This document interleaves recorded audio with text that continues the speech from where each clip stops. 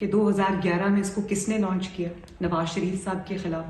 کس کو پتہ نہیں ہے کہ دھرنے میں جو 2014 میں یہ لے کر آیا اس کے پیچھے کون تھا؟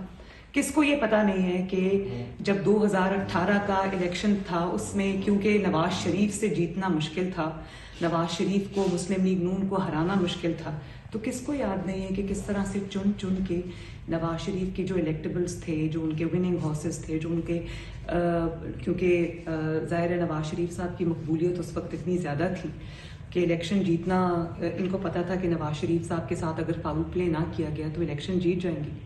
تو آپ یہ دیکھو کہ کس کو وہ دن یاد نہیں ہے کہ کس طرح سے ایک ایک جو جیتنے والا ہمارا ممبر تھا اس کو اٹھا کر الیکٹورل فیلڈ سے باہر کیا گیا. کس طرح ان کو پتا تھا کہ نواز شریف صاحب کے رہتے ہوئے یہ الیکشن نہیں جیت سکتا، تو کس طرح نواز شریف پر جھوٹا مقدمہ بنا کر، ان کو جھوٹے مقدمات میں الجھا کر، ان کو نہ صرف یہ کہ پولیٹیکل ارینا سے باہر کیا بلکہ ان کو جیلوں میں ڈالا، جھوٹی سزائیں دی. کس کو پتہ نہیں ہے کہ بلوچستان میں کیا ہوتا رہا، کس طرح حکومت بدلی گئی. کیا وہ ہارس ٹریڈنگ کے بغیر ہوئی تھی؟ کیا وہ شرک کیے بغیر ہوئی تھی؟ یا کیا وہ ارکان کی جو خرید و فروخت ہے اس کے بغیر ہوئی تھی؟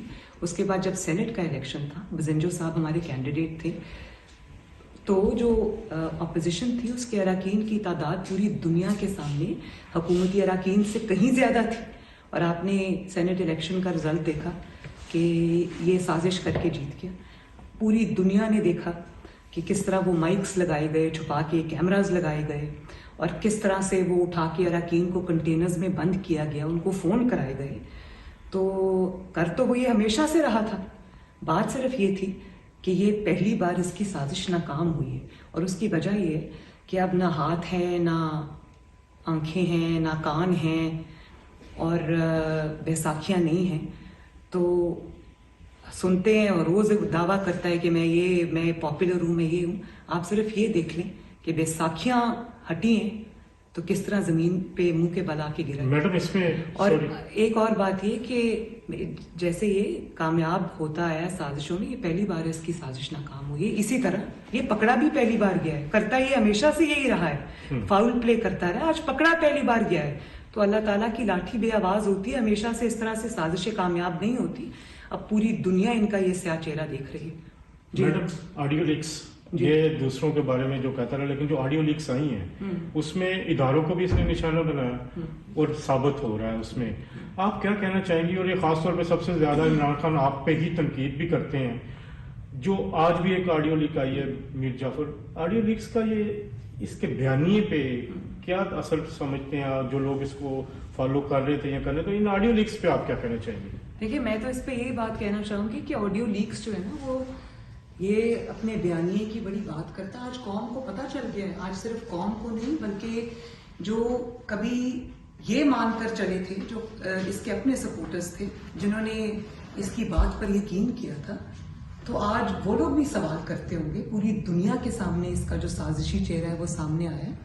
بات صرف یہ نہیں ہے کہ آڈیو لیکس آئی. آپ دیکھیں آڈیو لیکس میں آڈیو لیکس نے اس کے بیانیے کا تیا پانچا کر دی، کیونکہ وہ ہر چیز جو اس نے بیانیے میں کبھی کہی تھی وہ سب جھوٹ تھی، وہ سب سازش تھی.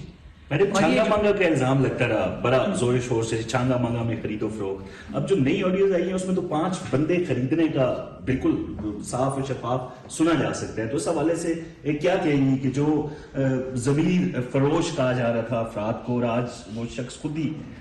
دیکھیں، آپ اس شخص کے سازشی دماغ کا، آپ وہ شیطانی دماغ جس کو میں کہوں گی، سازشی نہیں شیطانی دماغ، آپ دیکھیں کہ جلسوں میں کھڑا ہو کر لوگوں کو کہہ رہا ہے کہ لوٹوں کو ووٹ نہ دینا، ان کے لوٹوں کے خلاف کیمپین چلا رہا ہے، اور خود بند دروازے کے پیچھے کیا کر رہا ہے کہ 5 جو ہے وہ میں نے خرید لی، اور 5 جو ہے وہ اور خرید کے لاؤ. کس کو کہہ رہا ہے خرید کے لاؤ؟ وہ اللہ جانے وہ کون ہے، اور پتہ نہیں وہ کون سا کوئی نیا ہاتھ، آنکھیں، کان ہے، مجھے پتہ نہیں ہے وہ کس کو کہہ رہے ہیں. اور وہ یہ کہہ رہے ہیں کہ اس کے لیے جو بھی جائز ہے کرنا وہ کرو.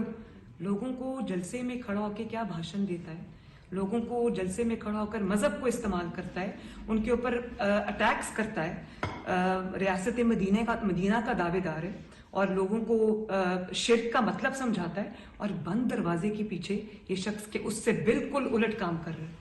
تو یہی تو میں کہہ رہی ہوں کہ یہ لوگوں کو جب یہ کہہ رہا تھا کہ ممبرز کی خرید و فروخت ہو رہی ہے، تو وہ تو جھوٹا الزام، اس کا ایک بھی ثبوت یہ نہیں دے سکا. اور الٹا وہ بند دروازے کے پیچھے منڈیاں لگا بیٹھا تھا اور اراکین کی وہ خرید و فروخت کر رہا تھا. میڈم اس کا جو ابھی جو بیانیہ فالو کر رہے تھے جو لوگ، ان کو کیا کہنا چاہیں گے ان آڈیو لیکس کے بعد؟ میں تو ان کو یہ کہنا چاہوں گی کہ مجھے ہمدردی ہے ان کے ساتھ کہ انہوں نے کبھی اس کی بات پر یقین کیا ہوگا. تو اس شخص میں اتنی اخلاقی جرت تو ہے نہیں کہ اس کو اگر کوئی یہ کہے کہ تم اپنے لوگوں سے معافی مانگو. بس اس کی سزا یہی ہے کہ اس کا جو گھنونا چہرہ ہے، جو اس کا ڈبل فیس ہے، وہ لوگوں کے سامنے آ گیا. اس کی ہر بات جھوٹ نکلی. اور آج جو اس نے جو ابھی آڈیو لیکس آئی، اس نے مجھے ابھی اس کا میرے پاس ٹرانسکرپٹ ہے، اس میں وہ یہ کہہ رہے ہیں کہ آپ نے میر جعفر اور میر صادق کو لوگوں کو سپون فیڈ کرنا ہے اور برانڈ کرنا ہے. تو آپ ان کی سازش دیکھیں کہ ابھی آپ یہ کہہ رہے ہیں کہ آپ نے برانڈ کرنا ہے میر صادق میر، ابھی ہمت نہیں ہے نام لینے کی. تو مطلب یہ ہے کہ ابھی ہم آپ کو چانس دے رہے ہیں، آپ ہمارے ساتھ ڈیل کر لیں، آپ مجھے دوبارہ اقتدار میں لے آئیں. اگر آپ نے اقتدار میں نہیں لے کے آئیں گے تو پھر میں اگلے اسٹیپ کا اناؤنس کروں گا. جو میر جعفر اور میر صادق ہے، یہ میر جعفر اور میر صادق کس کو کہہ رہے ہیں؟ یہ تو وہ خود بتائیں گے میر جعفر اور میر صادق وہ کس کو کہہ رہے ہیں. لیکن یہ جو میں نے ابھی آپ کو کہا نا کہ یہ صرف اور صرف ڈیل کے لیے اور وہ دوبارہ سے بیساکھیاں ڈھونڈ رہے ہیں اور کچھ نہیں ہے. کیا آپ کی پارٹی ان سے کسی بھی سطح پہ کہیں مذاکرات کے لیے تیار؟ جو افواہیں پھیلائی جا رہی ہیں کہ ایوان صدر کے تھرو کوئی بات ہو رہی ہے اور یہ تاثر خود بھی دے رہا ہے کہ مجھے شاید کوئی ڈیل مل رہی ہے. دیکھیں، اگر کوئی سیاسی شخص ہوتا تو میں ضرور اپنی پارٹی کو بھی کہتی کہ اس کے ساتھ بیٹھیں، ہم خود بھی بیٹھنے کو تیار ہوتے. لیکن جو شخص کے اوپر یہ الزام صرف الزام نہیں ہے بلکہ جرم ثابت ہوا کہ وہ بیرونی طاقتوں سے پیسے لے کر آیا، جس کو میں ٹرپل ایف کہتی ہوں، فورن فنڈڈ فتنہ. تو بیرونی طاقتوں کا غلام ہے، لوگوں کو آزادی کا بھاشن دیتا رہا اور بند دروازوں کے پیچھے وہ ان کو بیوقوف بناتا رہا، سازشیں کرتا رہا. وہ تو اللہ تعالیٰ نے اب پوری دنیا کو دکھا دیا. تو بات یہ ہے کہ ایک فورن فنڈڈ فتنہ جو لانچ ہی اسی لیے کیا گیا ہے کہ وہ اس ملک میں تباہی لائے، اس ملک میں فتنہ لائے، اس ملک میں انتشار لائے، اس ملک میں پولیٹیکل سٹیبلٹی نہ آنے دے. اس کے ساتھ بیٹھنا نہیں ہے، اس کو عبرت کا نشان بنانا ہے، اس کو قانون کے حوالے کرنا ہے کہ کس طرح سے 22 کروڑ ملک کے ساتھ وہ کہتا ہے کھیلنا ہے.